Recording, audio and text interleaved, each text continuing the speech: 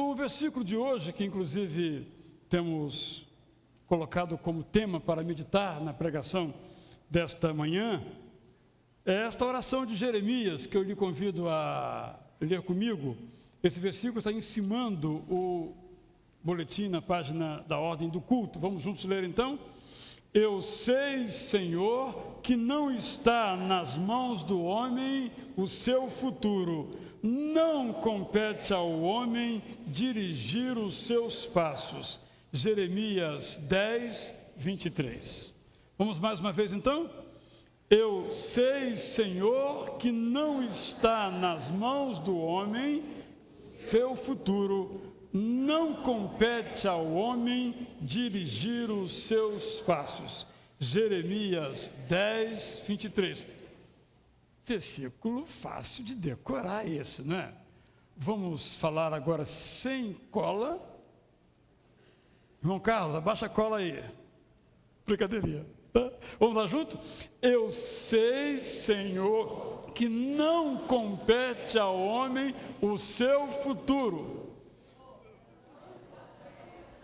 Vou te contar, assim fica difícil. Tá vendo? É difícil, não é vendo? Eu vou ter que colar. Eu não posso errar, vocês podem, mas eu não posso errar. Eu sei, Senhor, que não compete. Não compete ao homem os seus. Eu fui falar para o meu irmão não colar, também não colei e errei. Ele acertou. Isso foi a dificuldade. Ok? Então, esse versículo muito interessante, vamos refletir depois sobre ele em nossa mensagem. Os irmãos, nós oramos aqui pela Andressa Mendes, aquela nossa irmã, filha da Vânia, que está lá no Pan-Americano em Guadalajara, e ela vai participar da seletiva, ou das eliminatórias, digamos assim, na quarta-feira, dia 26, às 13 horas. Se ela passar, aí à noite tem a final. Depois, na quinta-feira, às 22h30, tem o sincronizado de plataforma. Então, fiquem atentos. A primeira vez que ela vai participar é quarta-feira que vem agora, às 13 horas, vai passar pela Record News e talvez pela também TV Record, são os dois canais do grupo que estão transmitindo essa programação. Que dia é? Quarta-feira? Assistirei. Enquanto eu almoço, eu assisto. Espero que ela, e à noite eu assista de novo. Tá bem? Vamos orar nesse instante. Quero perguntar se há entre nós alguém que completou aniversário de nascimento, casamento ou batismo, quer que agradeçamos a Deus por essa faceta da sua vida. Nós, com prazer, o faremos se houver entre nós. Irmão Carlos Alberto de Castro, aniversário de nascimento, normal, não é normal, é. Mais alguém? Aniversário de? Não é benção. Ah, uma benção. Duas. Eu vou pegar o microfone, então fica melhor assim, né, pastor Zé Maurício? Não, agora começou a ter que falar, não é? Por favor. Mas é tão curtinho. Mas diga, todos poderiam ouvir. É nova casa e novo emprego. Ah, seu, né? Meu. O dele já é velho emprego, né? Então tá bem. Obrigado. Vamos nos alegrar com os irmãos. Entre nós alguém que participa do nosso culto pela primeira vez? Se houver, fique em pé. Fique em pé, por favor. Muito prazer em receber a senhora. Há mais alguém? Vânia, aquele abraço. Isso. E agora um cartãozinho também para a senhora se lembrar da gente. Isso, bem-vinda também a senhora, viu? Muito bem-vinda aqui entre nós. Vamos nos colocar em pé, vamos orar ao nosso Deus. Convidar o irmão Alcali para esta oração aqui ao microfone. Esse é o Carlos Alberto, agradecendo a sua vida, e o casal Neemias e Anelise Simões, pela bênção da nova casa, o emprego dela. Vamos então agradecer ao Senhor. Obrigada, Senhor, por mais este dia que nos concedes, pela oportunidade de estarmos juntos aqui, louvando, bendizendo o Teu nome. E agora, Senhor, agradecendo a Ti as bênçãos recebidas, a bênção da vida, a bênção da saúde, de mais um ano de vida, bênçãos recebidas por Teus filhos, Senhor, e tantos outros que estejam aqui, que também estão agradecidos neste momento, por Tua proteção, por Tuas bênçãos, pelo Teu cuidado a cada dia. Continua conosco e recebe o nosso louvor, o nosso culto, que Te prestamos de todo o coração, em nome de Jesus. Amém, Senhor. Todos podem se assentar, eu vou abraçar aqui os irmãos, vocês também podem vir abraçar a Nelise, o Neemias, o Carlos Alberto. Parabéns.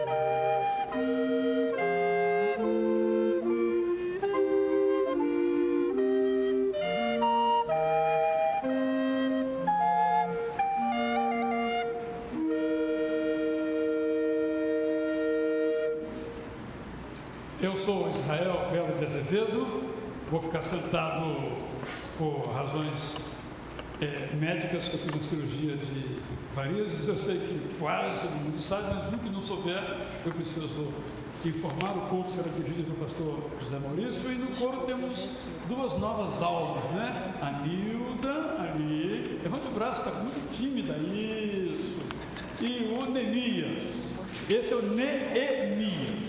Aquele que veio aqui à frente é Neemias. Só para ficar tudo bem claro, bem-vindos, e fiquem 50 anos aí que o coro vai agradecer.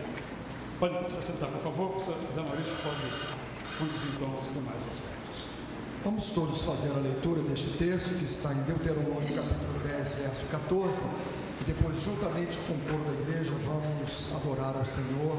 Aleluia, gratos hinos entoarem. Vamos ficar de pé para esse momento de adoração ao Senhor. Leiamos, pois, o texto e depois louvemos ao Senhor. Todos. Ao Senhor, ao seu Deus, pertencem os céus e até os mais altos céus, a terra e tudo o que nela existe. Vamos proclamar isso ao Senhor nesse momento.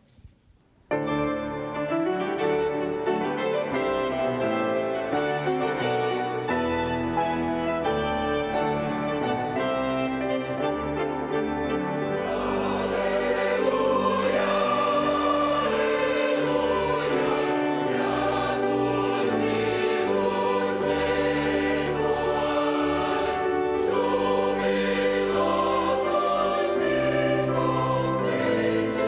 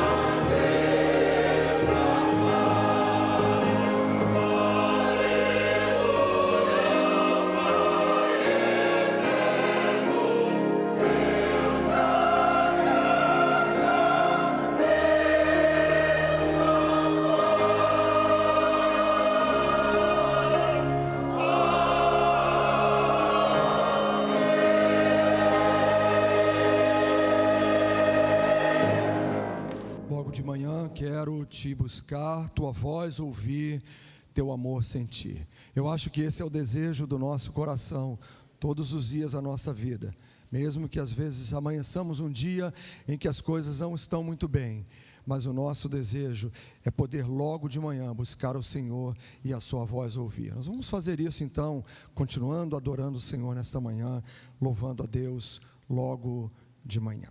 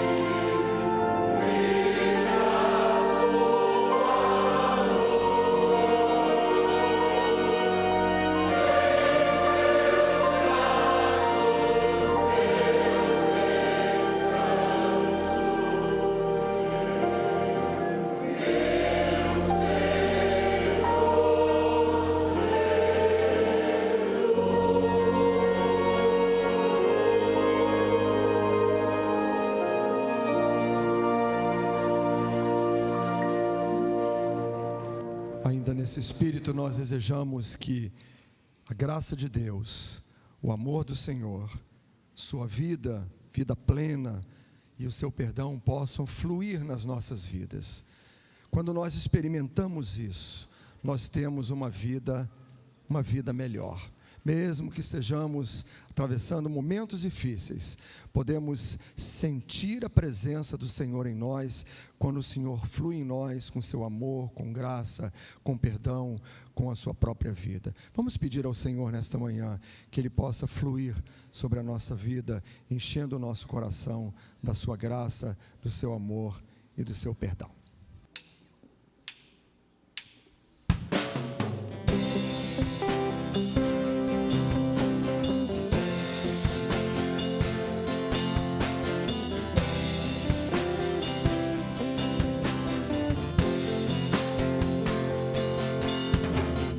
Flua em mim, Senhor, a tua graça.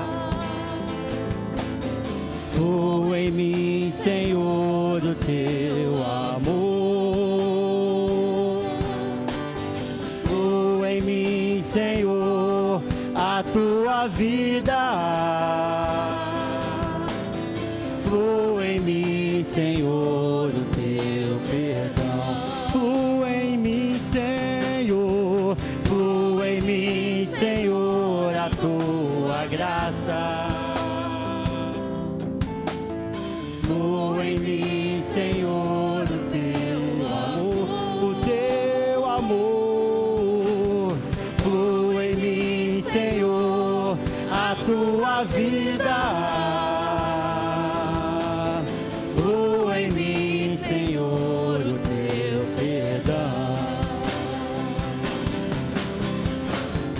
te adorar e declarar meu amor, para te coroar, meu Rei, Senhor da minha vida, para te adorar e declarar meu amor, para te coroar, meu Rei, Senhor da minha vida.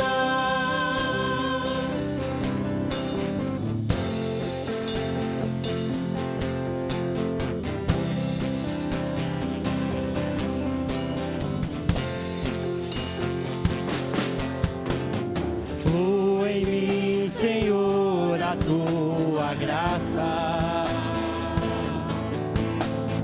Flua em mim, Senhor, o teu amor. Flua em mim, Senhor, a tua vida. Flua em mim, Senhor, o teu perdão. Flua em mim, Senhor. Flua em mim, Senhor, a tua graça. Flua em mim, Senhor, o teu amor. Flua em mim, Senhor, a tua vida. Flua em mim, Senhor, o teu perdão, para te adorar e declarar meu amor, para te coroar, meu Rei, Senhor da minha vida, para te adorar e declarar meu amor, para te coroar, meu Rei, Senhor da minha vida, para te adorar e declarar meu amor, para te coroar, meu Rei, Senhor da minha vida, para te adorar e declarar meu amor, para te coroar, meu Rei, Senhor da minha vida,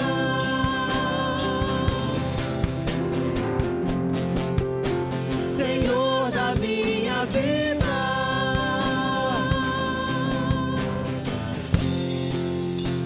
Senhor da minha vida.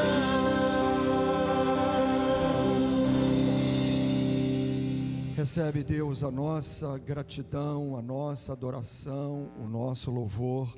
Nós o fazemos em nome de Jesus. Amém. Todos podem se assentar. Nós vamos fazer esta leitura bíblica que aí está, do texto de Efésios, capítulo 1, versículos 17 a 23.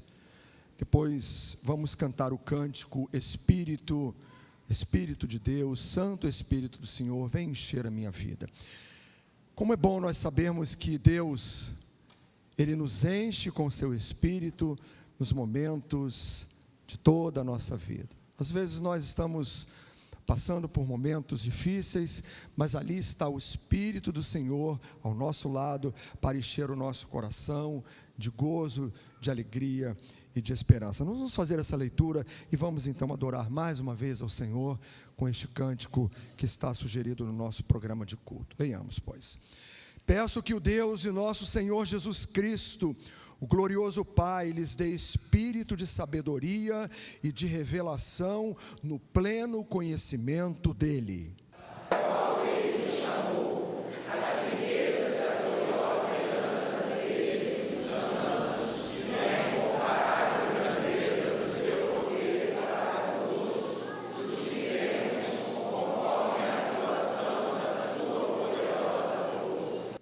Esse poder Ele exerceu em Cristo, ressuscitando-o dos mortos e fazendo-o assentar-se à sua direita, nas regiões celestiais, muito acima de todo governo e autoridade, poder e domínio e de todo nome que se possa mencionar, não apenas nesta era, mas também na que há de vir.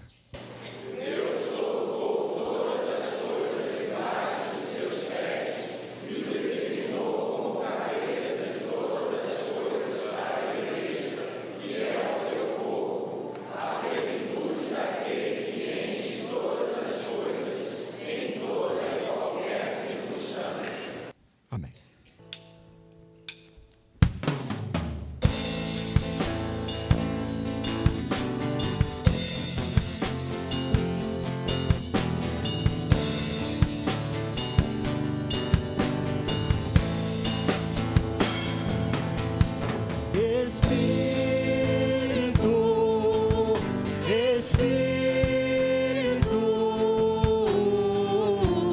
Espírito Santo de Deus, Espírito,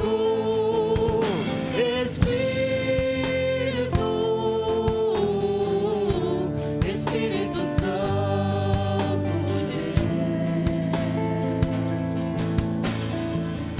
vem controlar todo o meu ser,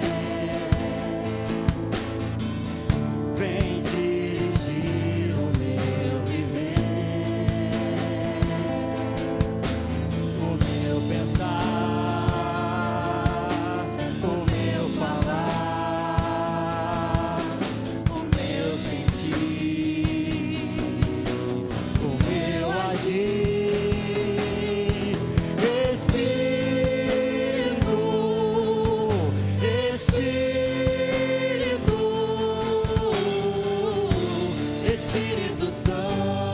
Santo de Deus,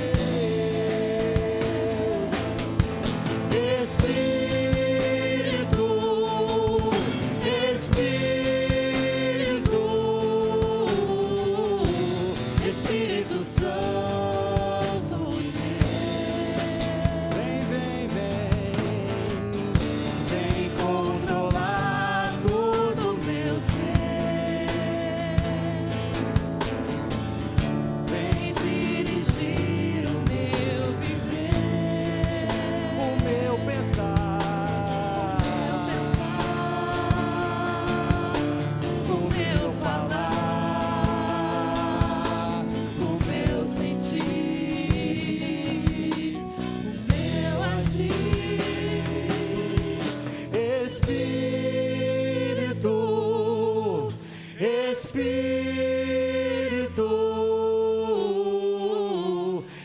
Espírito Santo de Deus, Espírito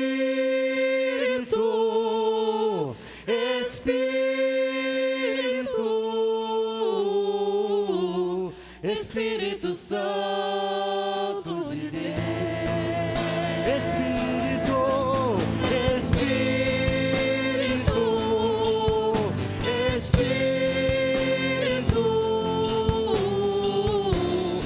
Espírito Santo de Deus,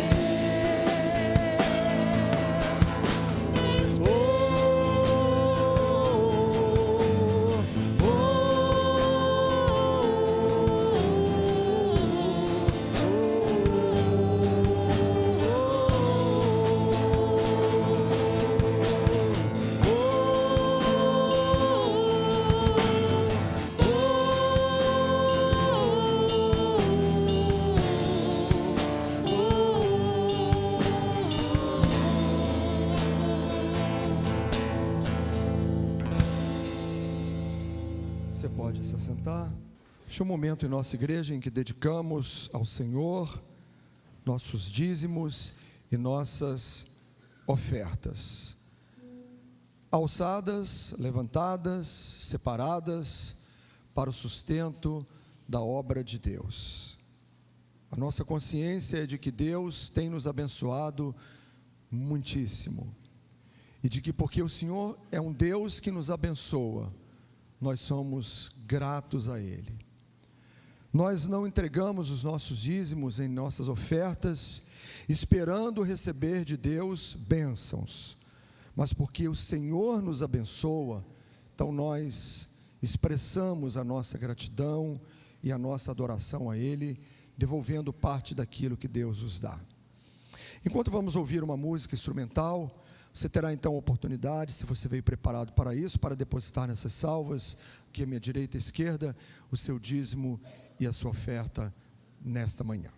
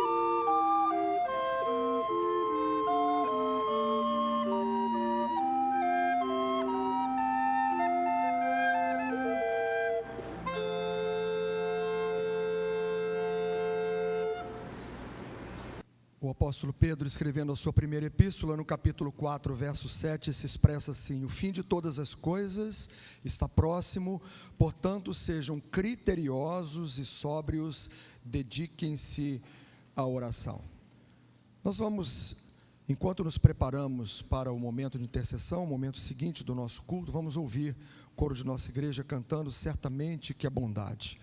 E eu gostaria que você estivesse em espírito de oração. Nós temos vários irmãos da igreja enfermos, pessoas que estão se preparando para a cirurgia, e o nosso desejo é que realmente essa bondade de Deus, essa misericórdia de Deus, esse favor de Deus possa alcançar a vida de todas essas pessoas.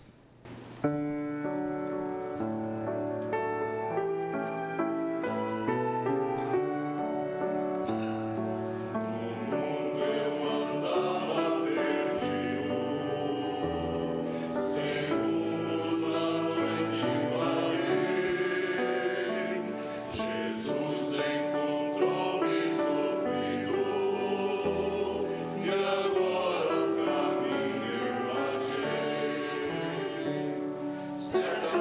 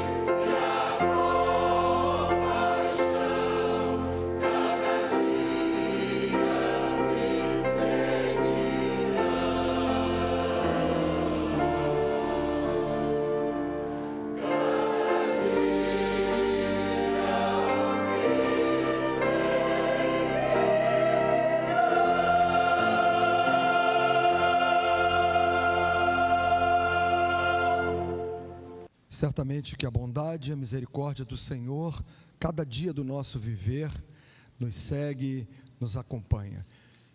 Esse é um momento em que nós vamos orar pelos enfermos da nossa igreja, vamos orar pelas pessoas que trazem os seus motivos para a oração, intercessão. Eu dizia ainda há pouco para uma pessoa, nós estamos com uma lista muito grande de irmãos de nossa igreja que estão nesta semana que passou e nesta semana que hoje se inicia. Alguns estão ainda internados, outros já tiveram alta, outros serão submetidos à cirurgia. Estamos acompanhando, o Ministério Pastoral da Igreja tem visitado, dado acompanhamento. Nós temos várias pessoas que estão realmente necessitando das nossas orações. Eu vou citar apenas os nomes, nós vamos depois publicar no boletim os nomes para que os irmãos possam também, acompanhando nos seus lares, darem um suporte espiritual através da sua vida devocional de oração, a vida desses irmãos que necessitam das nossas orações. No primeiro culto, a irmã Neise que esteve, seu filho estava passando mal e ela pediu orações. Nádia, irmão Ney de Oliveira, Vera Lúcia de Souza voltou a ser internada, nosso querido irmão Rui Xavier, que vai ser operado agora na próxima terça-feira. José Carlos da Paz saiu da unidade de tratamento intensivo e foi para a unidade intermediária, apresentando algumas melhoras nessa semana. E uma senhora chamada Maria Luísa está internada no Hospital dos Servidores, vai fazer uma cirurgia de um tumor amanhã. Então são esses os nomes, além de uma lista bastante extensa, que temos o nosso boletim e tantos outros pedidos que vêm através do programa Momentos com Cristo. O missionário e pastor Yosef Nadarkhani continua ainda preso lá no Irã, não há ainda uma decisão final. Ele está dependendo então de uma decisão da autoridade religiosa máxima daquele país, mas o povo de Deus no mundo inteiro está orando por ele, e nós vamos continuar clamando para que o Senhor possa manifestar a sua vontade, e se for assim a vontade de Deus, Deus possa livrá-lo da morte. Nós vamos então cantar este hino que está aí no nosso programa de culto, Nome Precioso. Enquanto nós cantamos, vou convidar o pastor Roberto para que ele esteja aqui, vou pedir que ele faça essa oração de intercessão. Se você quiser vir aqui à frente para estar conosco, venha, nós queremos abraçá-lo, abraçá-la e queremos orar junto com você e por você.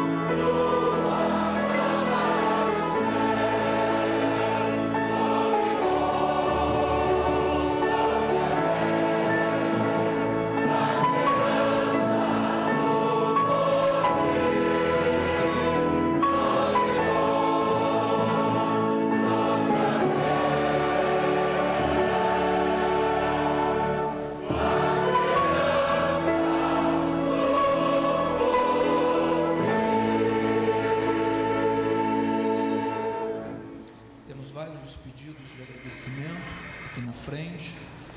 A irmã por um trabalho que está desenvolvendo, a outra irmã aqui por sua filha, que terá um bebê agora na próxima semana, né? A Lúcia, agradecendo a Deus pela cirurgia que ela se submeteu essa semana, correu tudo bem, né? Tá tudo ok. O netinho também, que já começou a dar susto, tomou um tombaço, mas está bem também, né? Faz parte, que Deus possa estar guardando essa criança. A Camila agradece a Deus também pela nomeação dela num novo emprego.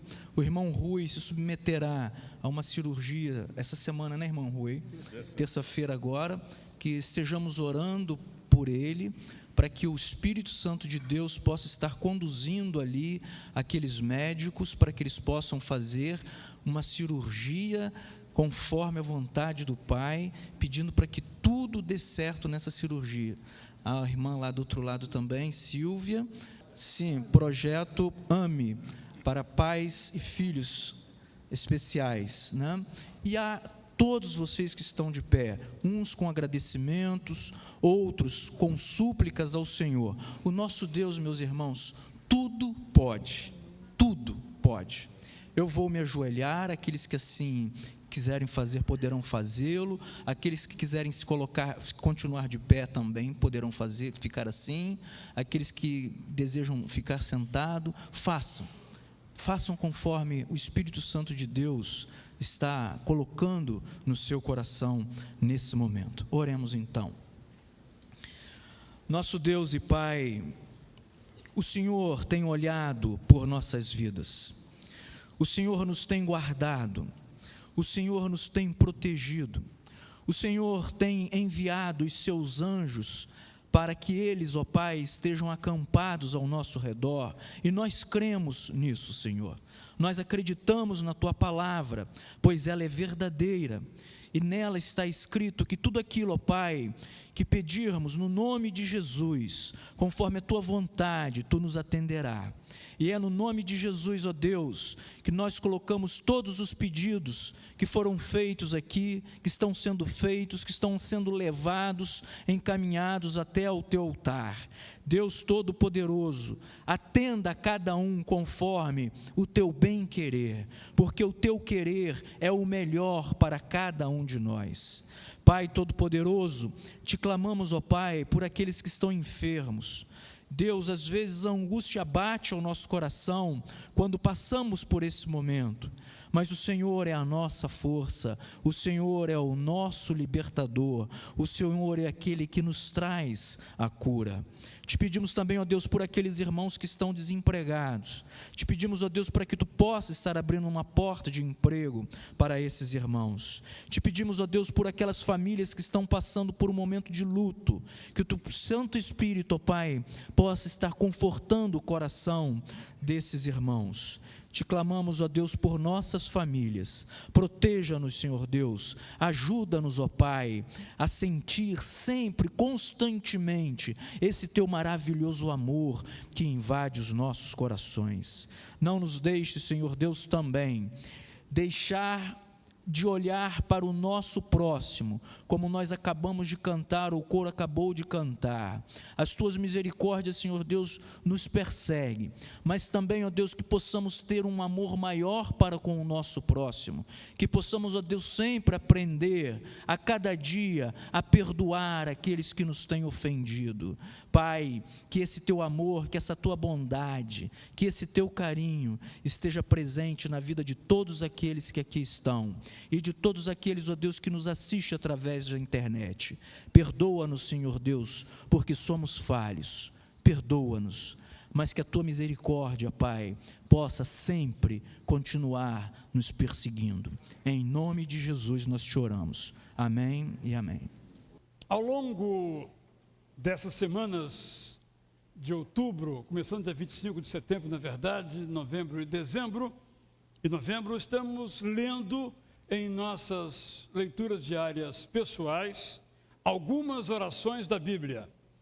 E no roteiro que os irmãos recebem, aqui às páginas 2b e 3a, os irmãos encontram várias orações e as reflexões em algumas delas. Eu quero, nesta manhã, refletir com os irmãos sobre uma dessas orações que está em Jeremias 10, 23 a 25. Eu vou ler na versão revista e corrigida, você poderá ler na sua versão, na linguagem de hoje, versão internacional, melhores manuscritos, a mensagem, o sentido é absolutamente o mesmo. Eu sei, ó Senhor, que não é do homem o seu caminho, nem do homem que caminha o dirigir os seus passos. Castiga-me, ó Senhor, mas com medida, não na tua ira, para que não me reduzas a nada. Derrama a tua indignação sobre as nações que não te conhecem e sobre as gerações que não invocam o teu nome, porque devoraram a Jacó. Aqui Jacó é o povo de Israel. Devoraram-no, consumiram-no e assolaram a sua morada. Eu estou certo que nenhum de nós aqui duvida do poder da oração. Mas também estou certo que muitas vezes nos perguntamos como devemos orar. Por isso eu selecionei essas orações da Bíblia, cerca de 225, porque ali flagramos orações no seu estado bruto, digamos assim. Flagramos o calor da hora das almas que dirigem ao Senhor essas orações. Essa é uma delas. A primeira parte, nós lemos e ficamos assim meio confusos. Eu sei, ó Senhor, que não é do homem o seu caminho, ou o seu futuro, em outra versão. Não é do homem que caminha, ou dirigir os seus passos. Mas a outra parte nos deixa atônitos, perplexos, porque nos fala da ira de Deus, e pede que Deus dirija a sua ira para outra área, para outro lugar. Vá se indignar lá longe, aqui não, Senhor. Mas sabe, meus irmãos, essa é a primeira lição desse texto. Oração é sentimento. Oração não é palavra macia. Não é ficar escolhendo palavras para agradar a Deus.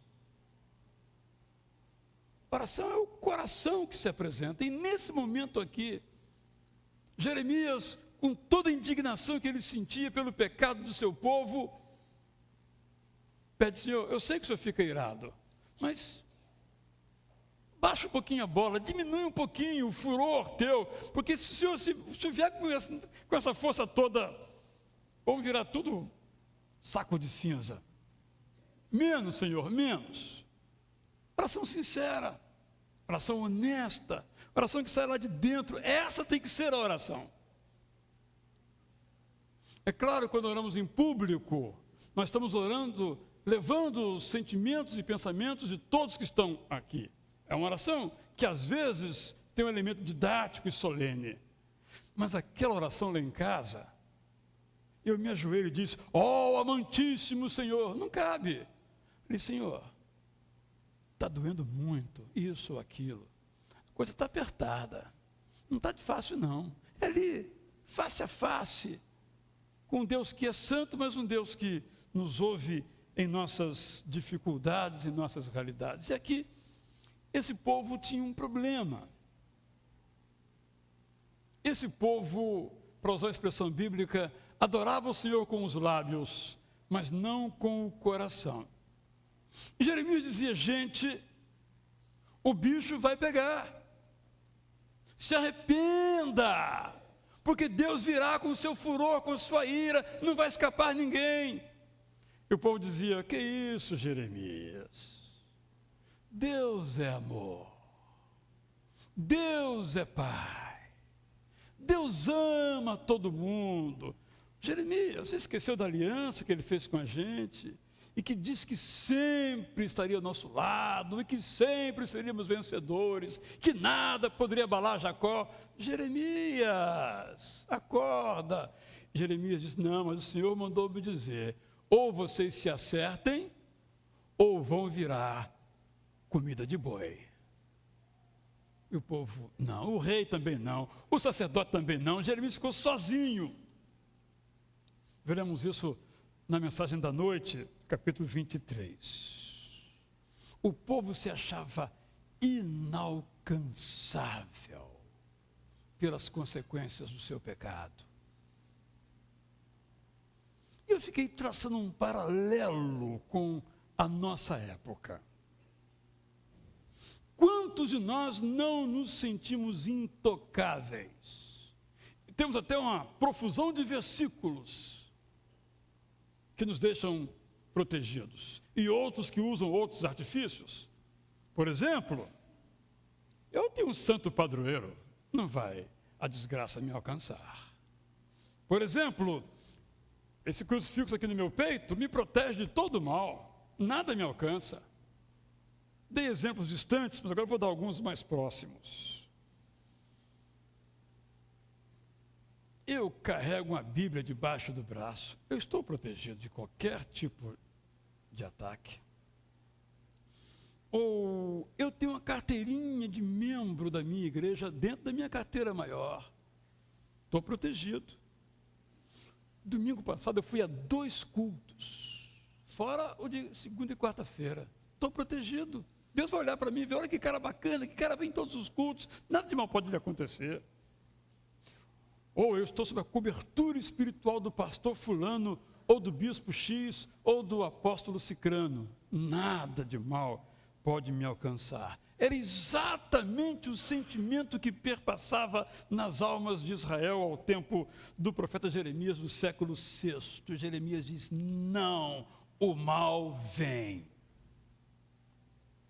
Então Jeremias, nesse contexto, lembra, vocês têm um rei aí, vocês estão apegados a ele, tem um sacerdote que diz tais coisas, mas olha, eu quero dizer a vocês o seguinte, o futuro não pertence a vocês. Essa certeza que vocês têm vem de onde? Que na verdade, tal certeza não vem de uma confiança em Deus, motivada por uma vida de comunhão com Deus. Deus, na verdade, era uma efígie que se comprava, um ídolo que se adorava, e não um Deus com quem eles tinham um relacionamento pessoal, que incluía ouvir as suas palavras e obedecê-las. Jeremias diz então que o homem não é o senhor do seu futuro, porque como diz na versão da linguagem de hoje, que eu li ali com a Ana Letícia, agora durante o culto, nós não temos como controlar o que acontece na nossa vida. Não é? Você vai no seu automóvel tranquilamente, dentro da velocidade, mas não garante que você vai chegar até o fim. Você está perfeitamente bem, mas o carro pode não estar. Ou um maluco pode não estar. Não estou pregando o terror, mas alguém poderá dizer que estou pregando aquilo que não é a realidade? Não acontece isso conosco? Os imprevistos, os acidentes não nos acontecem? O nosso problema é que nós tocamos as nossas vidas, vamos ser bem francos, bem honestos, como se Deus não existisse. Hoje tem o Enem. Alguns já fizeram ontem, outros fizeram de manhã, outros farão à tarde. Estudei muito, pode alguém pensar. O resultado é certo. Mas na hora de ir, o ônibus pode furar o pneu e você chegar atrasado. Isso não acontece? Acontece. Que o autor está dizendo, não é que não devamos planejar, devemos planejar, mas devemos chamar Deus para dentro do nosso planejamento, das coisas comuns da vida. Parece que Deus só é o Deus da tragédia, parece que Deus faz as coisas extraordinárias, quando as coisas são comuns, uma cirurgia pequena, uma dorzinha de cabeça, nós oramos um pouquinho, se é que oramos. Quando o problema é grandão, aí oramos bastante. Por exemplo,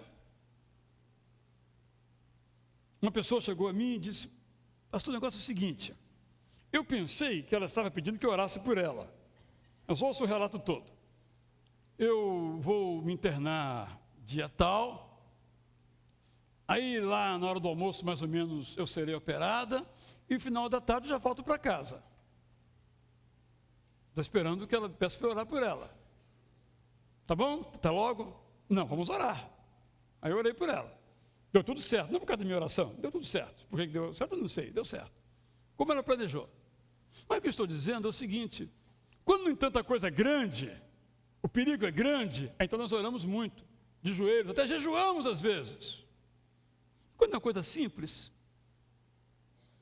vou ali dar um show, como por exemplo o nosso irmão Adriano, que é músico, eu vou orar sobre esse assunto. É um show, coisa tranquila, chega lá, já sei aquela musiquinha, toco e tal, né, me preparei, ensaiei, e assim, qualquer outra coisa na vida, vamos para o trabalho como o Wilson, vai todo dia de manhã para o trabalho de moto, tem que orar muito, nem sempre vai de moto, né? Todo dia, mas gente, oração é para todo dia, não é para quando a pessoa cai da moto. Não, aqui não, nem ele, nem o Samuel, que são profissionais do motociclismo, caíram. Mas em qualquer momento, em qualquer situação. 2 exemplos pessoais, vergonhosos. Um para mim, outro não.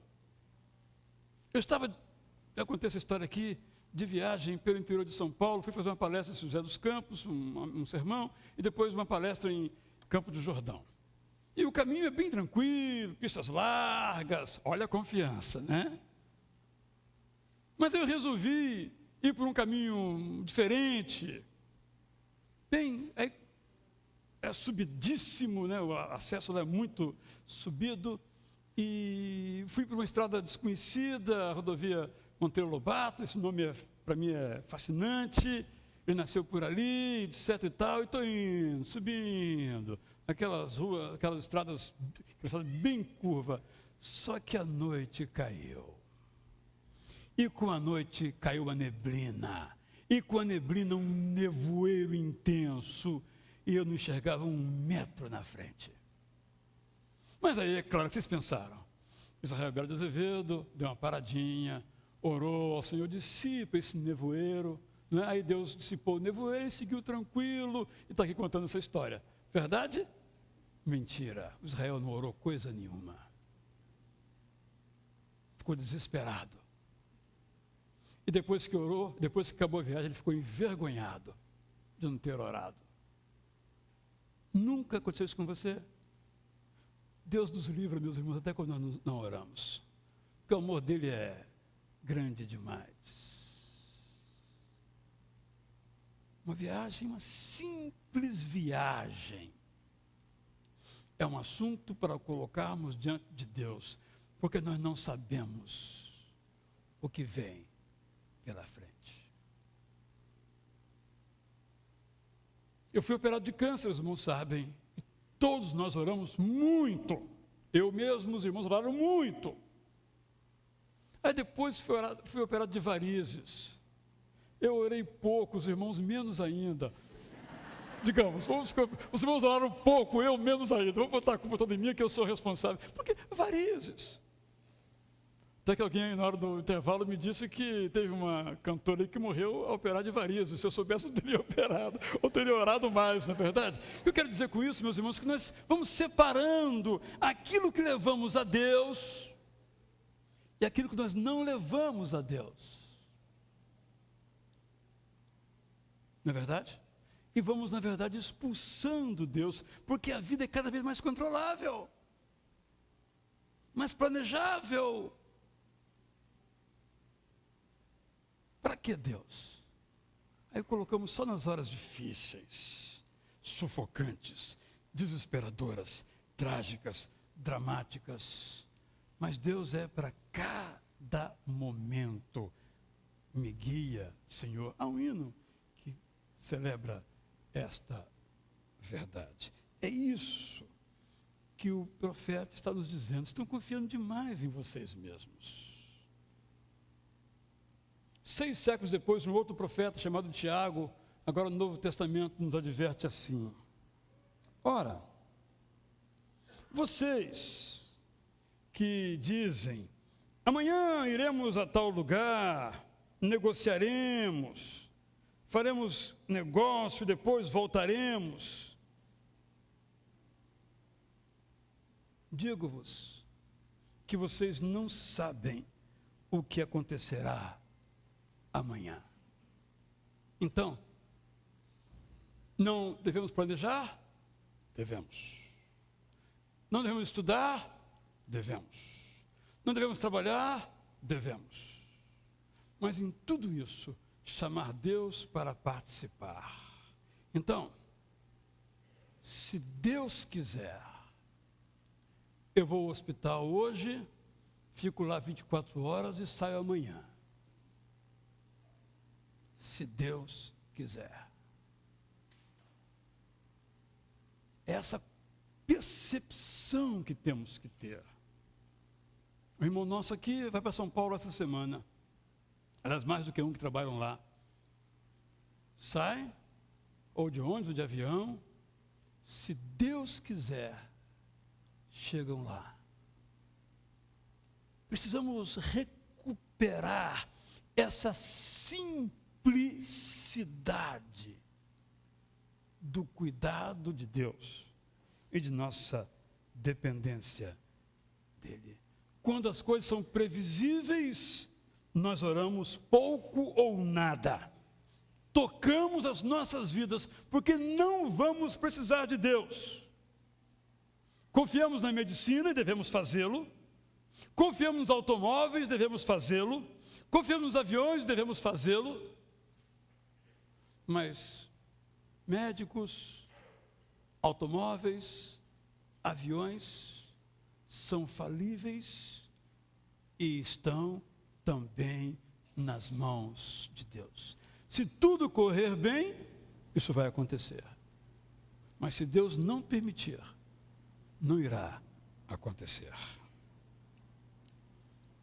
O que compete então ao homem? O que compete então a Deus? Eu acho que essa pergunta é falsa.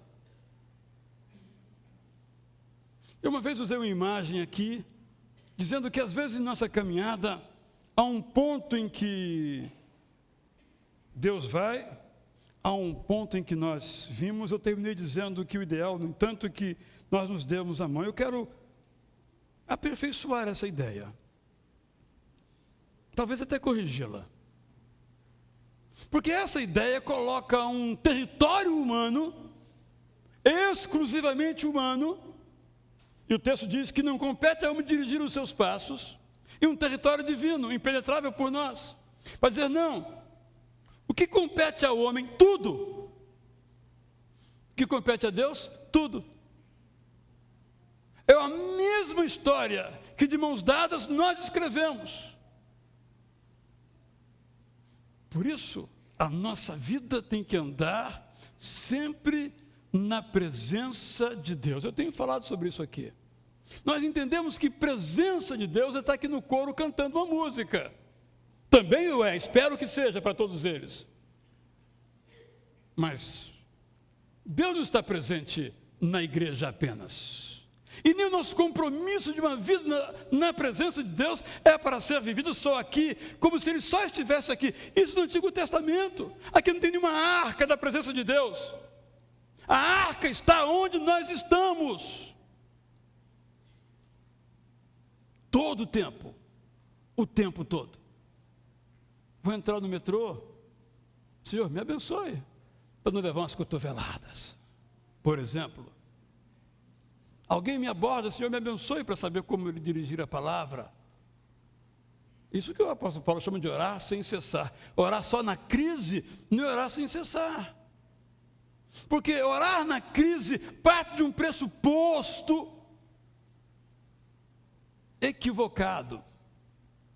De que nós somos os bons, os fortes, e quando há uma emergência, Deus entra no circuito. Não. Como é que nós podemos fazer?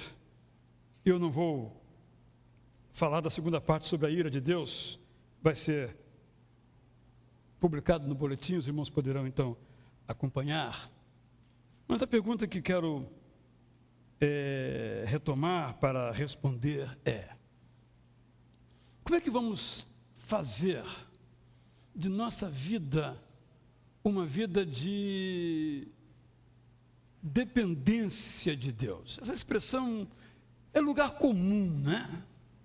É lugar comum. Porque, na verdade, digamos ou não que dependemos de Deus, nós dependemos dele. É um lugar comum, não tem como escapar dessa realidade. E nem é bom escapar dela. Mas como é que isso se torna algo natural em nós? Isso demanda uma conversão, irmãos. Uma conversão interior, não aquela conversão a Jesus Cristo, como já fizemos, mas uma conversão interior, a repensar a nossa vida, como uma vida que é como, para usar a expressão de Tiago, também de Isaías, como uma erva que se pisa e acaba. Mas nós somos chamados a dizer que nós somos fortes, somos bons, somos vigorosos, somos poderosos, até que vem uma borrasca, uma dificuldade, uma tragédia, um acidente, e é mesmo, eu não sou isso que eu pensava que eu era, não. Será que temos que passar por isso para aprender? Não temos a Bíblia nos dizer, você não é senhor do seu futuro, você não consegue dirigir os seus passos. Se nós estamos convencidos disso, o que é que nós faremos em qualquer momento? Senhor, então, dirige os meus passos. Salmo 119, 105, Senhor, lâmpada para os meus pés é a tua palavra. Ou eu vou seguir por onde eu quero. Paul Miller, no livro que já várias vezes aqui mencionamos, pastor Sani ter estudado em uma de suas classes, com um grupo também de oração, nos mostra isso, que nós, de tal modo, organizamos a vida. Isso me inclui, eu estou dentro desse negócio terrível, que não há lugar para Deus nela. Nós usamos nossa cabeça, Deus deu uma cabeça, uma inteligência, vamos usá-la, usamos nossa cabeça, nossa capacidade, e vamos tocando a vida, como se Deus abençoasse aquilo que nós fazemos, porque nós fazemos. Quando a oração bíblica é, Senhor, confirma, ou, o contrário, frustre, negue aquilo que eu estou fazendo. Mas isso implica, repito e termino, uma nova perspectiva de vida. Perspectiva de fato, cada momento. Meus irmãos, isso é uma revolução, porque não é natural em nós. Quem de nós a cada momento, como cantamos, busca a orientação de Deus? Vamos ser honestos, francos. Talvez o irmão, mas eu não faço isso. E eu preciso fazer isso em cada momento. Ou eu sigo por mim mesmo, achando que eu posso, pela minha própria competência. Senhor, obrigado, porque o Senhor me fez competente. Ele fica lá em cima e eu toco a minha vida. É isso? Penso que não. Deus nos ajude a ter gravada em nossa consciência essa verdade. Eu sei, ó Senhor, esta é a oração que temos que fazer, que não é do homem o seu caminho ou o seu futuro, nem do homem que caminha, tem que caminhar, mas não é do homem que caminha a capacidade de dirigir os seus próprios passos. Que irmãos e irmãs, nós não sabemos nem o que pedir. Coisa mais simples da vida, não sabemos sequer o que pedir. Por isso, eu me conclamo que no cotidiano, nas coisas simples da vida, nós reconheçamos em oração quem nós somos e quem Deus é. Que Ele nos ajude a que o nosso futuro, nas mãos dEle, seja melhor que o nosso presente. Que Ele nos ajude a ter uma consciência cada vez mais clara de quem dirige os nossos passos. Que Deus nos abençoe. O coro vai cantar agora essa música, o Pai Nosso, a oração que Jesus nos ensinou. Esta é a oração, meus irmãos, para nós pensarmos nela todos os dias. É oração completa, oração que tem tudo o que nós precisamos em termos de como devemos orar. Você já conhece, mas vale a pena prestar atenção uma vez mais nessa melodia com a letra que ela inclui.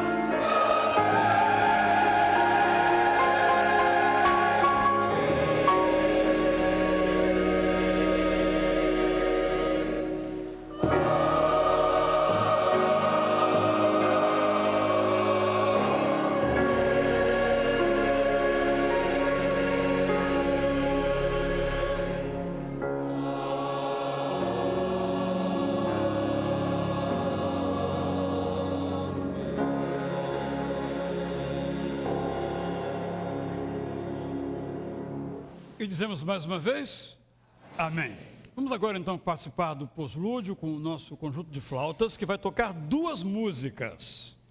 A primeira agora e a segunda após a assembleia, que vai ser instalada agora, como os irmãos foram já devidamente convocados. Então, vamos participar, nos inspirar com esta canção. À noite esperamos nos ver todos aqui. Vou pregar sobre como colocar diante de Deus a nossa causa, baseado, se Deus quiser, em Jeremias capítulo 23.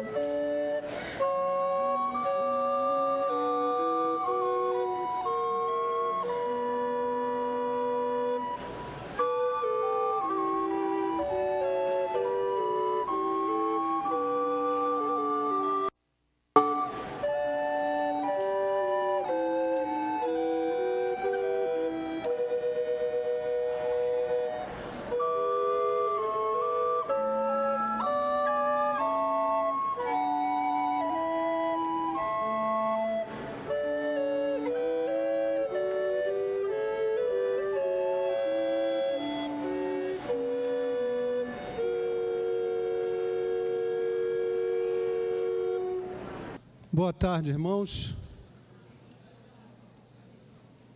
Dentro do que foi exposto pelo pastor sobre oração, então nosso primeiro momento vai ser de oração, para que Deus possa conduzir, antes mesmo de abrirmos a assembleia, esse momento. Então oremos. Querido Deus, nós nos colocamos diante de Ti, para te dizer que dependemos de Ti, Senhor. E nesta dependência que nós queremos agora colocar diante de Ti, esta assembleia que teremos agora, de maneira, Senhor, que aquilo que for feito aqui, seja orientação Tua, seja para a Tua honra e para a Tua glória, e que possamos, Senhor, entender a Tua vontade. Ajuda-nos a compreender isso, Senhor, porque entendendo isso, temos certeza que estaremos fazendo o melhor, porque a Tua vontade é sempre o melhor para nós. Obrigado por isso, Senhor. Oramos em nome de Jesus. Amém. Queria pedir que o pessoal da secretaria, Jacler, está aí? A irmã Valéria está lá embaixo ajudando, ter que chamá-la. A irmã Elza. Irmão Antônio, por gentileza, peça para a Valéria subir como primeira secretária. Enquanto a nossa secretária sobe, eu vou ler a convocação. Assembleia Geral Extraordinária, convocação. Presidente da Igreja Batista Curuçá, Antônio Carlos Mateus, convoca os membros da igreja, arrolados na sede domiciliado no município do Rio de Janeiro, conforme determina o seu estatuto no artigo 11, para a Assembleia Geral Extraordinária, a se realizar em primeira convocação no dia 9, que não aconteceu, em segunda convocação no dia 16, e em terceira e última convocação no dia 23 de outubro, com 15% dos membros, às 12h20, para deliberar sobre o seguinte assunto: aprovação do projeto de construção do novo templo. Nós não tivemos, na primeira convocação e na segunda, quórum. Temos nesse.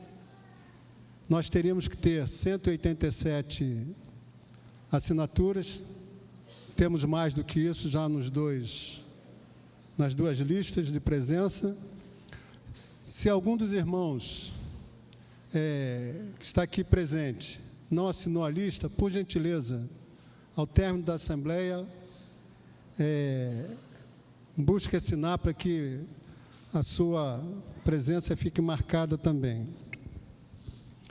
Pelo nosso estatuto, sempre que há uma Assembleia, é de praxe, e isso faz parte do estatuto, que o assunto primeiro seja levado à diretoria, seja levado ao conselho da igreja, e o conselho da igreja possa, então, propor à Assembleia uma proposta, trazer uma proposta. O que não quer dizer, de maneira bem clara e objetiva, que a Assembleia tenha que aceitar a proposta do Conselho. Mas é uma proposta que já foi estudada, mas a Assembleia, é bom deixar claro isso, para que não haja nenhuma dúvida, é soberana para decidir o que fazer. São os irmãos que assinaram o livro, que estão presentes, que são soberanos. A proposta do Conselho é a seguinte: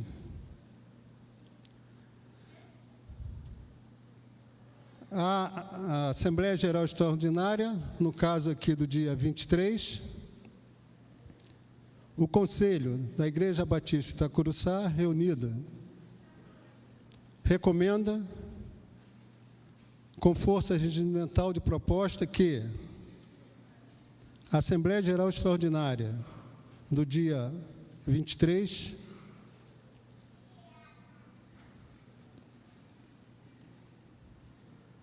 tem que ver porque era do dia 16 para não fazer confusão aqui. A proposta que nós tínhamos era para que a Assembleia fosse aberta e nós levássemos para a quarta-feira seguinte a reunião, eu disse isso na semana passada, para que todos os aspectos fossem discutidos e hoje, na Assembleia, a gente então votasse, sem discussão, a ideia principal do projeto. Mesmo de maneira informal, isso aconteceu. Quarta-feira estivemos aqui reunidos, um bom número de irmãos. Alguns aspectos foram levantados, foram discutidos, como, por exemplo, que nós teríamos pouco espaço nesse novo templo para escola bíblica dominical. Então, o que foi dito naquela oportunidade? Foi dito que, durante esse período em que a gente vem estudando esse projeto, teve um momento que nós verificamos o seguinte: nós temos que fazer uma opção. Ou fazemos um templo maior e estudamos depois, neste templo, em outro espaço, um local para ampliarmos o nosso espaço de escola bíblica dominical, ou fazemos um templo menor e ali naquele mesmo local fazemos um prédio com aproximadamente 30 salas para a escola bíblica dominical e outras atividades da igreja. A conclusão foi a seguinte: hoje, nos cultos da manhã de nossa igreja, nós temos aproximadamente a frequência de 700 pessoas nos dois cultos. Se fizermos um templo para 1.200 pessoas, esse templo, quando ele estiver pronto, já vai estar pequeno. Porque hoje, irmãos, a realidade é a seguinte: a nossa igreja, nós já temos 2 cultos pela parte da manhã, O pastor já ameaçou fazer 2 cultos à tarde e noite. Ameaçou porque houve tanta, né? Por quê? Não é fácil, irmãos. A gente ouve falar assim: você é da igreja do primeiro culto ou do segundo culto? E agora vamos ter a igreja do culto das 5 e das 7? Então, essa é a realidade que a gente vive. A gente não pode esconder isso. Então, durante essas discussões, ficou entendido o seguinte: devemos fazer um templo com capacidade maior, porque depois dele feito, não tem como ampliar. Se fizermos para 1.200, depois não tem como crescer para 2.000. E aí pensamos, inclusive, essa igreja começou com 9 membros, com uma capacidade para 500 pessoas. Olha a visão daquele povo, né? Então, esses estudos nos levou a pensar num templo de aproximadamente 2.000 assentos individuais. O formato dele, por que é nesse formato? Gostaria que colocasse ali porque nós estamos limitados à legislação a alguns detalhes importantes. Por exemplo, nós estamos numa área que é a área tombada. Por ser área tombada, nós não podemos ter um templo com a fachada à frente do edifício Judson. Tem que estar alinhado. Então, isso já nos remete a termos a construção do templo no alinhamento do edifício Judson, com aproximadamente 20 metros de distância da calçada. Então, olha o que a gente já perde aí. Pelo lado, olhando da frente para cá, seria o lado esquerdo com o edifício Judson, nós temos que ter 14 metros de distância. Então, isso, de alguma maneira, estreitou o nosso espaço. Então, o estudo feito, que daria a possibilidade de maior capacidade, foi esse tipo de formato, em que nós teremos, se essa for a decisão da Assembleia, 1.200 lugares na nave e aproximadamente 800 lugares na galeria. E entre a galeria e a nave, um espaço de aproximadamente 700 metros quadrados, onde seria ali transferida toda a parte de crianças, berçário, toda essa parte que hoje ocupa esse piso aqui da nave. Teríamos ali um ambulatório, teríamos ali uma sala para os coros, não para ensaiarem, mas para os coros poderem ter ali as vestimentas, né, as becas, tudo, partitura, para já se arrumarem ali, porque não teria sentido o coro vir se arrumar aqui, por exemplo, no templo aqui, nesse local, e sair andando daqui para o outro templo. Então, um gabinete pastoral lá para antes do pastor entrar. Um outro detalhe: acesso para cadeirante em todos os espaços do templo.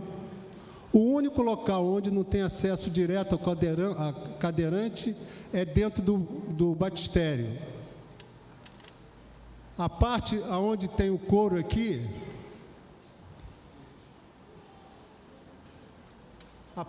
esta parte aqui tem acesso para cadeirante aqui.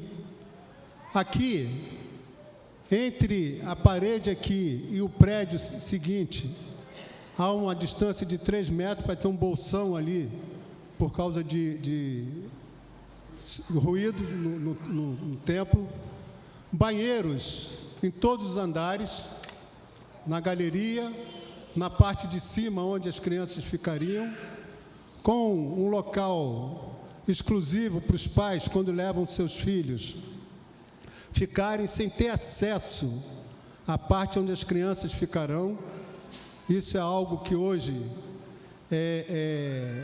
na visita que nós fizemos a Curitiba, no templo deles, nós soubemos de um fato que nos chamou a atenção, aqui no recreio também, é que nenhuma pessoa poderá retirar a criança se não tiver com uma identificação recebida antes. Lá em Curitiba houve o caso de um casal brigado, o pai querer raptar a criança, que ele sabia que ia estar na igreja, e só não aconteceu isso porque ele não estava identificado para poder retirar a criança. Então, é uma coisa que a gente se preocupa, tem que se preocupar mesmo aqui, a gente não tendo essas precauções, mas é um local onde teria tipo uma sala de estar para os pais, ali com uma tela, para ele, se quiser assistir o culto dali, enquanto seu filho está se adaptando, né, nesse espaço, está se adaptando. Então, essas coisas foram pensadas e projetadas ouvindo opinião de vários irmãos.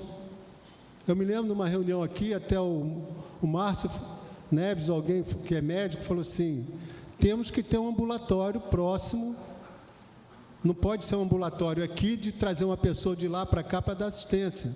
Numa emergência, a gente tem que ter lá um ambulatório, para que se tenha um primeiro atendimento. E a gente sabe, irmãos, durante esse tempo que a gente está aqui, que nós já tivemos vários casos de irmãos que precisaram ser atendidos com uma certa urgência, emergência mesmo. Então, esses assuntos foram relacionados e foram contemplados. Outros, como ter mais salas, por exemplo, lá, nós não temos espaço para isso. Então, eu disse, informando a igreja no primeiro culto, o seguinte: em função dessas limitações de espaço que a gente teve que ter aqui da área do ginásio, 2,5 metros, não podia ser colado, porque antes, quando a gente estava imaginando o terreno, estava imaginando bem colado aqui a parte do... Mas a legislação, quando nós fomos fazer o desmembramento, tivemos que dar um afastamento de 2,5 metros, senão nós não teríamos como fazer o desmembramento. Então, isso ocasionou que a gente passou a ter ali 3.080 metros aproximadamente, e os 400 metros dos 3.480 metros adquiridos, a denominada, vão ser anexados aqui a esta área que a gente tem. O que, inclusive, veio facilitar o próprio desmembramento dessa área aqui, em função da área construída hoje e da área não construída que a gente tem. Isso veio, inclusive, facilitar. Então, de alguma maneira, nós vamos ter um espaço maior aqui, que pode ser até que num projeto, no estudo, a gente tenha condições de ter aqui mais salas, fazer aqui alguma coisa, para ampliarmos essa parte da escola bíblica dominical. Não só isso, que seria os domingos, mas a ideia é que este prédio continue operando de segunda a domingo. Então, aqui continuará tendo toda a parte de assistência psicológica que a gente tem, os cursos que a gente tem, a administração, tudo isso vai continuar aqui nesse prédio. Tá certo? Então, irmãos, diante disso, o que a gente precisa, na realidade, definir, e é o que eu vou colocar para os irmãos. Eu falei isso já em outro momento, vou repetir agora.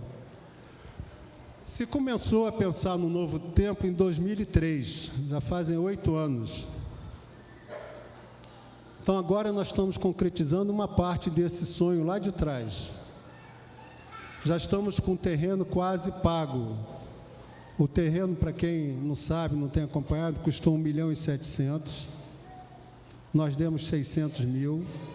Num culto aqui, solene, onde nós recebemos a chave ali dos portões, demos mais 400, demos 1 milhão. Os outros 700.000 foi acordado em serem pagos em 50 parcelas de 14.000, corrigidas pelo índice da caderneta de poupança, que já está sendo feito desde abril. Então, essas coisas foram feitas. Nós imaginamos que quando a gente tiver as linhas mestras do projeto aprovado e o projeto esboçado de maneira definitiva, a gente vai levar quase um ano ainda para poder ter a legalização de todos os órgãos municipais, estaduais, o que a gente precisar para poder começarmos, então, essa obra. Nosso irmão Nelson Galgu, que é engenheiro calculista, já teve acesso a esse estudo, já viu a viabilidade de, dentro das condições colocadas, de se fazer como calculista, que isso é importante. A sondagem do terreno já foi feita. A gente tem grande chance de termos 2 pavimentos de estacionamento, um semi-enterrado e outro ao nível da rua. Pavimento de estacionamento não precisa ter um pé direito muito alto, o que facilita. 2,60 m, 2,50 m pode ser possível. Na semana passada fui inquirido por uma irmã: vocês estão pensando em vagas para deficientes, para isso, para aquilo? Isso é detalhe, irmãos, não é nesse momento, porque na hora de demarcar, a gente vai demarcar de acordo com a legislação, tem que ter vagas especiais, mais largas. Então, isso é mais à frente, como a cor que vai ser pintado. Então, esse não é o momento de nós discutirmos isso. O momento da gente discutir agora é o seguinte: realmente, essa ideia de termos um tempo para 2.000 pessoas, é isso que a gente quer? Termos até 2 pavimentos de estacionamento, é isso que a gente quer? Então, para que a gente possa avançar, porque senão a gente vai continuar tendo reunião, cada momento que a gente tem reunião, nós já vimos várias dificuldades que teremos na execução do projeto, problema de acústica já foi dito, né? Tem um irmão que é engenheiro, que cuida disso aqui, já até conversou, mandou um e-mail, né? Vai dar trabalho para fazer essa acústica no formato que está, mas faz parte do processo, né? Temos que ver parte de iluminação, som, tem muita coisa. Mas antes disso, a gente tem que saber qual é a estrutura que a gente quer, o que a gente quer. Precisamos definir isso, tá certo? Então, como a proposta do Conselho era que nós levássemos para quarta-feira, que foi a passada, e no domingo, que seria hoje, a gente já pudesse definir isso, e de alguma maneira isso foi feito, mesmo que de maneira informal, porque a Assembleia não estava instalada. Essa proposta do Conselho, para discutirmos hoje o assunto e votarmos, se os irmãos entenderem que a gente pode fazer isso hoje, nós faremos isso hoje, dentro dessa linha, desse panorama que eu dei, definindo. Um outro detalhe, para deixar claro, para que alguém pergunte: a fachada. A fachada tem vários projetos de fachadas, mas como é numa área tombada, nós não queremos apresentar agora, antes de fazermos consultas aos órgãos próprios, qual o tipo de fachada que a gente poderia ter. No dia que nós fomos lá no IFAM, saber se neste local poderíamos ter uma igreja, e tivemos a aprovação que poderia ser feita, uma das coisas que nos foi dita, eu estava presente nessa reunião, o irmão Hammurabi, foi dito o seguinte: muito cuidado com a fachada que vocês vão fazer. Sabemos que é um templo, mas não podemos fazer algo que destoie muito do projeto arquitetônico da área tombada. A gente tem que fazer alguma coisa, mas isso foi uma coisa informal dita pela arquiteta. Só que eu acho que, como igreja, a gente tem que ter algumas opções de colocar. A gente achar que a gente tem que usar, a gente tem que propor. Porque, infelizmente, ou felizmente, não sei, Às vezes na prefeitura você vai, dependendo de quem te receba para fazer a entrevista e tal, há uma linha de raciocínio, às vezes há outras. Existe uma norma, mas essas variáveis, às vezes, depende muito de quem vai analisar o processo. Esta é uma realidade. Então, eu faço a seguinte pergunta aos irmãos. Aqueles que acham que, diante de tudo que já foi exposto aqui, nós podemos definir aqui agora alguns pontos básicos, como esse, temos até 2 pavimentos de estacionamento, número de assentos e tal, que a gente pode definir. Por favor, levante a mão para que a gente tenha uma ideia. Muito obrigado. Contrários? 2. Está anotando aí, né? Alguém se abstém?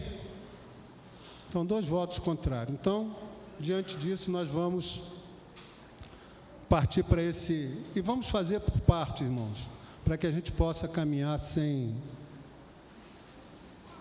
Até seguindo aqui esse roteiro aqui. Então, a proposta aqui é que a gente tenha a construção de até 2 pavimentos de estacionamento. Por que nós colocamos até 2? Porque se tecnicamente for inviável fazermos os 2, nós teremos só 1. Mas abrimos a possibilidade de termos 2, que se a gente conseguir isso, seria muito importante, porque a gente está ampliando a capacidade de membros e estariam ampliando também a capacidade de estacionamento. Os irmãos que são favoráveis a que a gente siga nessa linha para poder falarmos ao arquiteto, olha, pode fechar o projeto, porque depois ele tem que passar isso para o calculista, junto com a sondagem, aí sim, já fazer um trabalho mais preciso do que precisa ser feito.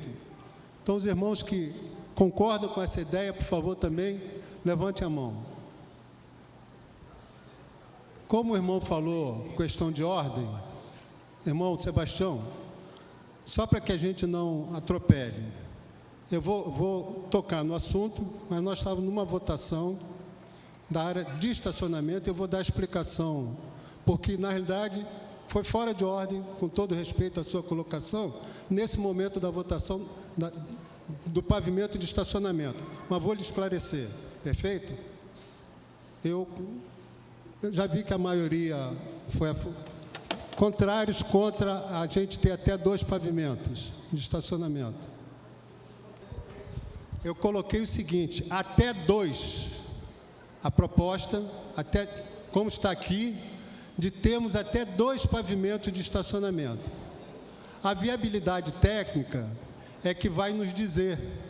Então, digamos que a gente encontra ali, pelas sondagens que foram feitas, tudo indica que há possibilidade. Mas quando se tirar, porque nós tivemos locais com 14 metros de profundidade, outros com 5 e outros com 4, mais na lateral, que podem ser rochas só naquele bloco de concreto, só naquele local. Então, o que nós votamos foi isso. Até 2 foi o que a maioria aprovou. Até 2, não quer dizer que vão ser 2. Vai depender desses detalhes. E isso foi a maioria absoluta que aprovou. Então, perguntei quem é contra. Temos 2 pavimentos de estacionamento. Foram 2 votos que eu entendi ali, não sei se teve mais. Ficou claro, irmão? Tá ok. Alguém entendeu isso? Precisamos votar outra vez, irmãos? Não? Tá ok. Sebastião, o que eu disse é o seguinte, entre a galeria, aqui, ó, isso aqui, tá certo? Entre a galeria e a nave,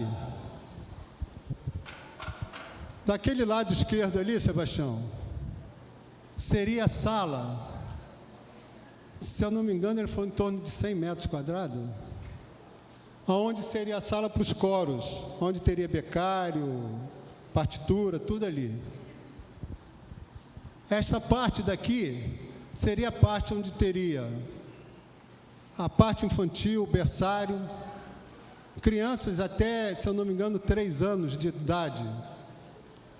A primeira sala ali seria uma sala de recepção, onde os pais ficariam, entregariam ali as crianças, e as outras salas seriam salas para essa parte exatamente das crianças menores.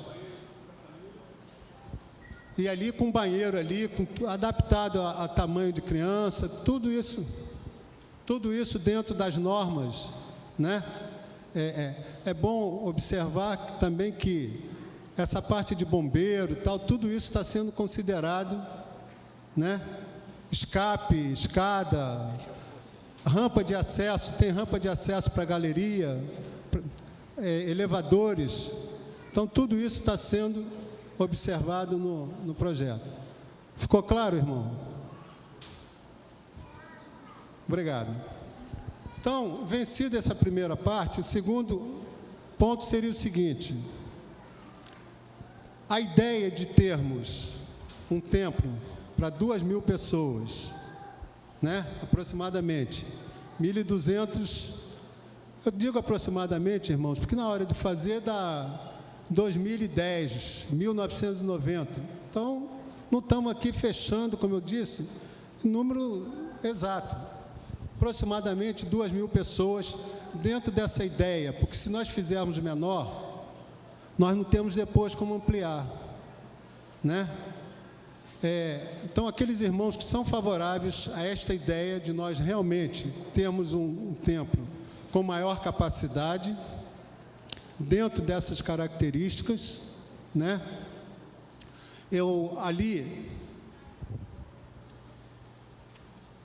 Essa parte aqui é onde teria o batistério, nos fundos volta àquela onde tem porque no outro dia alguém me perguntou assim, o batistério?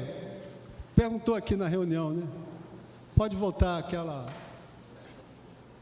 Aqui é onde tem o batistério, então as pessoas viriam por aqui, entrariam no batistério, teria acesso de um lado ou do outro, sem nenhuma dificuldade.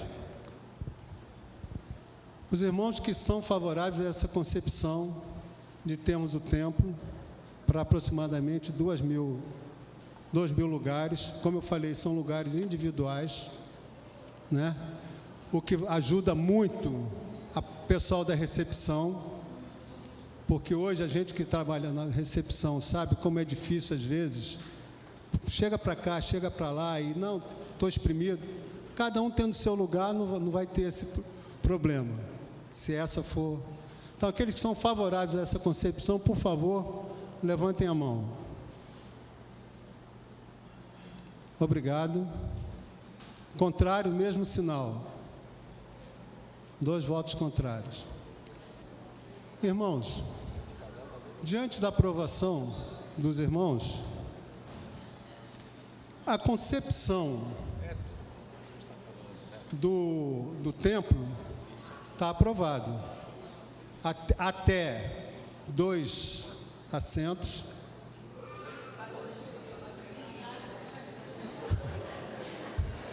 Dois assentos de carro, embaixo e em cima, né? Vocês entenderam? Como é que... Isso pega, pastor. Isso pega. Concepção de até 2 andares. A ideia que nós, inclusive, conversamos com o irmão Hammurabi, queria deixar claro o seguinte: o projeto deixou de ser do irmão Hammurabi, o projeto é da igreja, né? Ele deu as ideias e tal. É que a gente pudesse ter, e ele está estudando isso, uma passagem de carro do estacionamento para essa área daqui, né? Que a gente pudesse ter esse acesso. Então, ele vai estudar essa viabilidade de termos acesso na área de estacionamento do novo templo para essa parte aqui. Por quê, irmãos? Provavelmente, este templo, toda essa área aqui vai continuar continua funcionando. Hoje de manhã uma irmã me perguntou aqui, quando tiver um velório, a pessoa precisar passar a noite na igreja, como é que faz? Eu continuo usando aqui como é hoje. Hoje já aconteceu de irmãos virem passar a noite aqui e temos o culto no dia seguinte. Então, essas coisas vão continuar. Atividades menores poderão acontecer aqui, né? Que a ideia é nós não termos duas administrações em função de custo, uma lá e outra aqui. Temos o dia a dia aqui, né? E as atividades de maior vulto lá no outro, na outra área lá.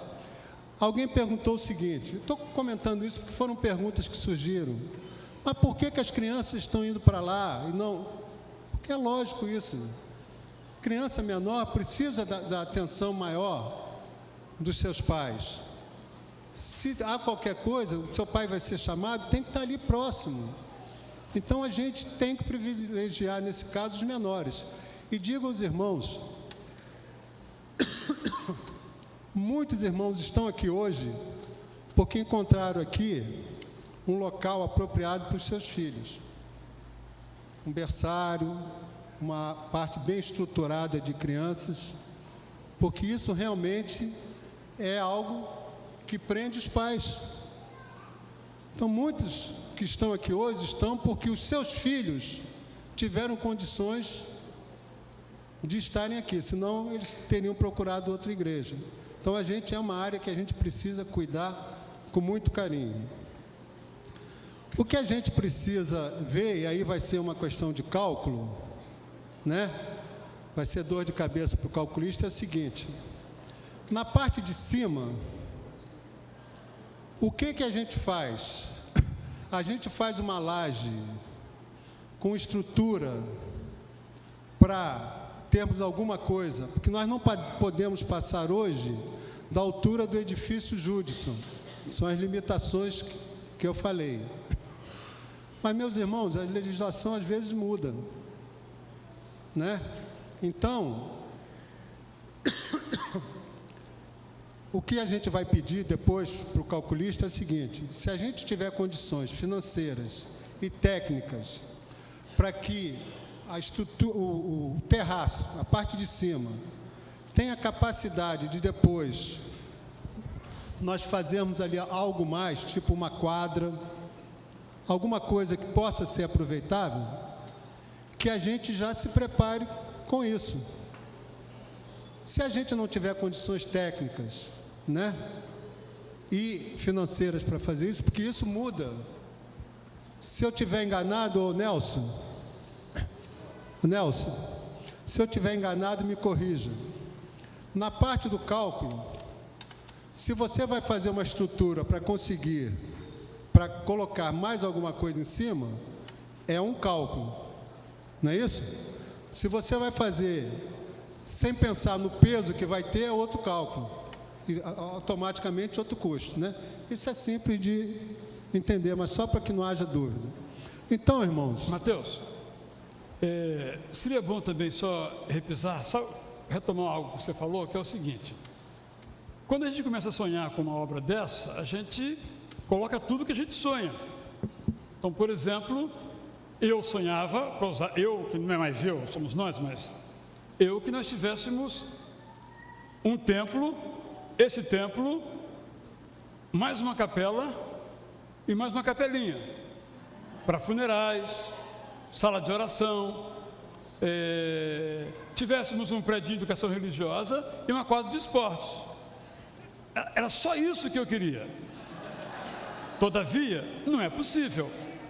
Agora, como também já foi mencionado, há outras possibilidades, porque, de fato, nós temos outras demandas, sobretudo na área de educação cristã, outras demandas. A parte infantil será muito superior à atual em termos de espaço e de possibilidades, as demais ainda não. Mas se nós conseguirmos algum outro tipo de solução, acho que Deus pode nos dar algum outro tipo de solução, nós podemos atender também a essa necessidade de um prédio. Um dos sonhos iniciais fosse um prédio de educação religiosa, multiuso, final de semana pela igreja, durante a semana pelo colégio, mas isso não se tornou viável pelas restrições. Se não fossem os 14 metros tomados, uma força de expressão, lá da frente, sem o recuo obrigatório, magiando o Judson, seria possível, mas com essa imposição